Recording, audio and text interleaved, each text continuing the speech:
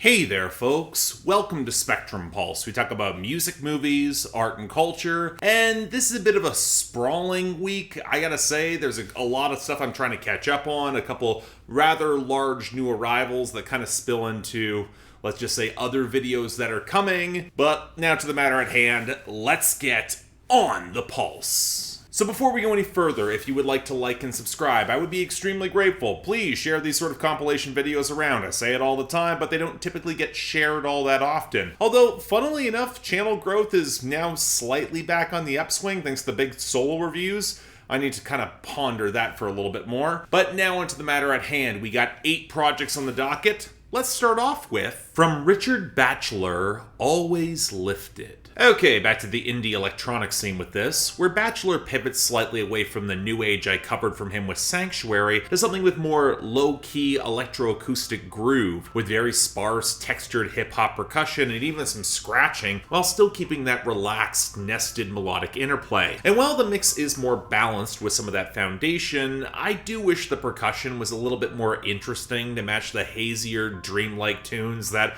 I also wish stuck a little more deeply. And while we're here, the album's yearning chirpiness in the keys, flutes, and strings reminds me a lot of early Owl City, where I might not personally find it cloying, but I know some absolutely will find this too sweet or lacking an organic texture. Granted, it's more economical with its time, good for small-scale background listening, just not sure much more. That's all. From Pony Bradshaw, North Georgia Rounder. Hey, at least I'm not as late as I was last time, or maybe I am. This indie country album falls in odd territory as 2 compiled EPs released last year with a couple new songs packaged in, and after the excellent Calico Jim, I really wanted to dig into this. And yeah, it's more slept-on indie country greatness, with brighter, robust arrangements with more electric guitar and fiddle to build some rollick and sizzle with the rich texture for his settled Appalachian storytelling. And this time there's more struggles of making a living on the road, some messy relationships therein, but also plenty of that rawness to those failed by American democracy and capitalism, and they cling to religion, moonshine, or every little comfort they can muster, and y'all should not judge them for it. Now, in structure alone, it feels a little more like meandering snapshots. I think Calico Jim is a bit more robust in the characters, but it's still excellent.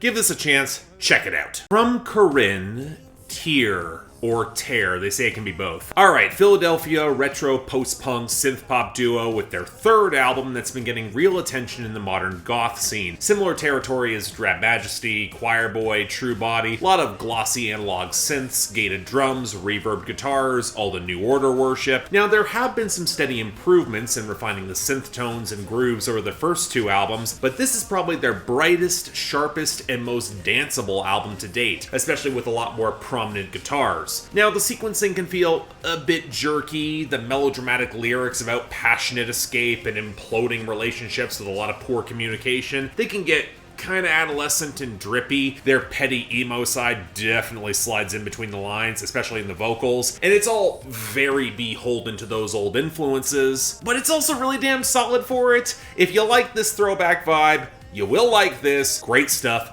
Check it out. From the new Pornographers, Continue as a Guest. Look, these days with AC Newman's power pop / indie rock supergroup, the albums are going to be solid, but with only a few absolute standouts to recapture the magic of their ridiculous run in the 2000s, when Dan Behar and Nico Case's contributions felt more palpable. And with all the winding, liquid flutter of the compositions, the runny vocal mixing, and the weedy acoustics, I do wish Newman brought in maybe another producer to restore some of that polish. I know this is their pandemic record, but messy home production can distract from their melodic core, this time augmented by some pretty sweet saxophone and pedal steel. Granted, while the social media commentary feels kind of ham-fisted, exploring some isolated, exhausted dreams of disconnection and escape as leftist to mid-late capitalism, that can capture some real pathos, so again, by now you know what you're getting from this band. You're not going to be disappointed, but probably not blown away either. From Kamelot, The Awakening.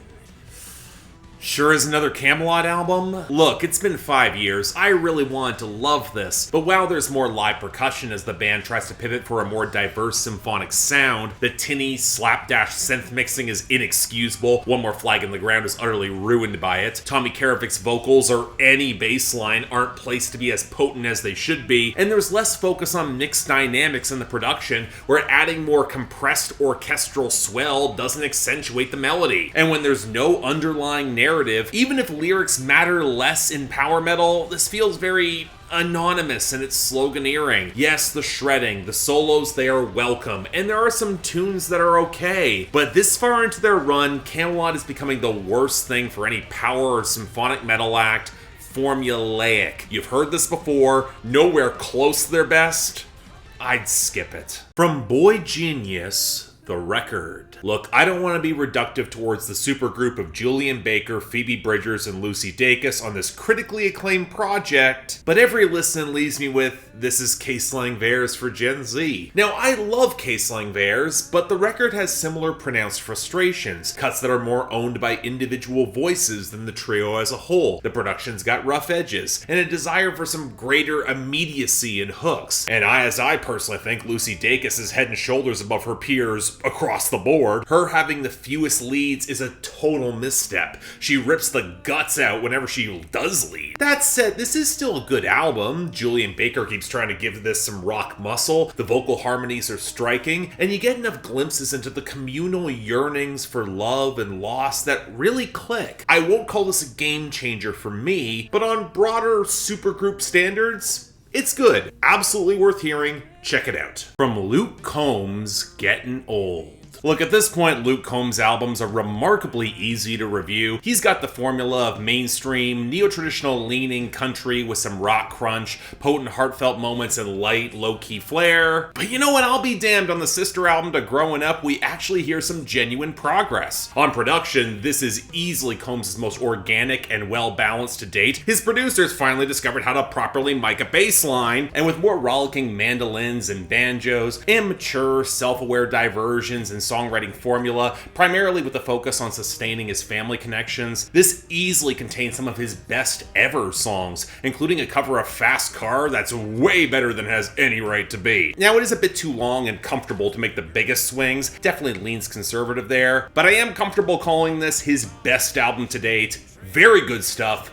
It's worth a shot. From Fall Out Boy, so much for Stardust. This is what Fall Out Boy say they would have made after Folie à Dieu in an alternate timeline. And with more theatricality and arranged instrumentation, I definitely hear it, but in writing and performance, this album feels more post-mania in the worst way possible. An older band, out of ideas, strung out on their own metatext, craving that live thrill, but unable to escape nihilistic emptiness at the core, and begrudgingly turning to nostalgia as the last option. This is punishingly bleak. Now, this would be where the music might save it if the synths and trend chasing didn't sound so flimsy, and the theatricality wasn't cribbed from Josh Ramsey's Leftovers, with a lot of shaky, B-tier melodic hooks. And when I thought a few optimistic moments could restore some hope, they sample Ethan Hawke's monologue from Reality Bites unironically. I'll have more to say on this project later, but for now, God, massive disappointment. So yeah, once again, thank you all so much for watching. If you'd like to like and subscribe, I would be extremely grateful.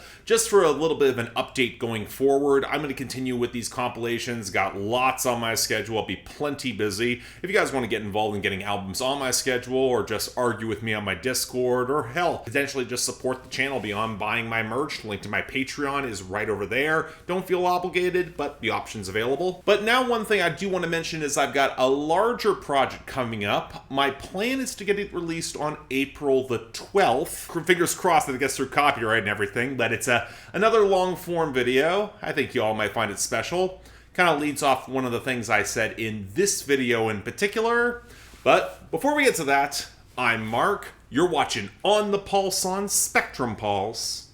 I'll see you next time.